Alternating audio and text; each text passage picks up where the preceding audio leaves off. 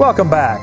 The Chekhov-funded Beef Innovations Group is a team of industry experts that work together to find new ways to increase beef demand. The group works to provide new and innovative products to consumers and retailers alike. And they also do a lot of research on creating new cuts of beef. Here in the studio to talk about the Beef Innovations Group and some of the work they're doing on new cuts is Bridget Wasser, Senior Director of Meat Science and Technology for the National Cattlemen's Beef Association. Thanks so much for coming back to the show, Bridget. Thanks for having me. Well, let's begin by talking about the Beef Innovations Group itself. Tell us, what is the purpose of your group? Well, the Beef Innovations Group is a mixture of Chekhov staff as well as industry expert advisors, and we really come together and work to catalyze beef product innovations in the industry. And it's a fun group because we're charged with thinking several years down the road and what's next for beef to make sure that we're relevant and always delivering on evolving consumer demands. Well, the Chekhov has made some great progress in bringing some exciting new cuts to the industry that consumers seem to love. Tell us a little bit about how that work has actually happened.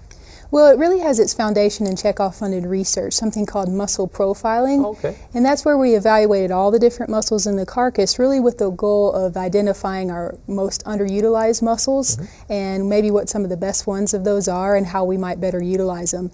You know, I think we know a lot about the traditional cuts and muscles in the carcass from the rib and the loin and the sirloin, things that are our most popular cuts over time.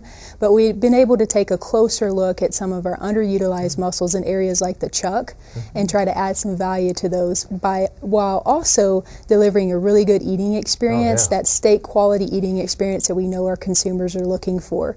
We've also continued that Chekhov research. We've done things like map the tenderness of all the muscles in the chuck so we know the best way to cut those muscles. We've worked on optimum aging times for muscles because we know how important aging and cutting across the grain are in terms of beef tenderness, and so that work continues. The work has identified some diamonds in the rough, so some muscles that we really aren't taking full advantage of, but that can really deliver from an eating experience standpoint if we'll do a little bit of additional or innovative fabrication to get to those. And you've brought some of those diamonds in the rough for us to see today, some of which may not be common to a lot of our viewers, but certainly some that I recognize. Tell us what you have here. Well, I have a variety of different cuts, and they all come from the beef chuck. We're going to start by talking about some cuts from the shoulder clod, which is one portion of the beef chuck, and the chuck being one of the most underutilized and undervalued portions of the carcass before this work began. I mean, we used to just, again, either chuck roast or grind as hamburger, right? Yeah, for the most part. So that's why this work is adding some value and getting some traction. But this cut we have here is the beef flat iron, and that's one that your viewers might be somewhat familiar with. It's from an extremely tender muscle in the chuck, but the one thing about it is there's quite a bit of natural heavy connective tissue that's present on the muscle that we cut the flat iron from. And so what makes it a flat iron steak and not a traditional top blade steak, which is cut from that same muscle, is the fabrication method. And it's taking the extra step of removing that heavy connective tissue, both what's on the outside that we can see and some that's hidden on the inside that we can't see. So by going that extra step, we can take advantage of the tenderness that muscle has. But create a great eating experience. Great eating experience, great muscle for the grill. Tenderness. Very tender, very flavorful. And when you see this square, rectangular shaped steak on the flat iron, that's how you know it's cut correctly. It's a little bit of a unique steak shape for our steaks, but it's because of the removal of that connective tissue.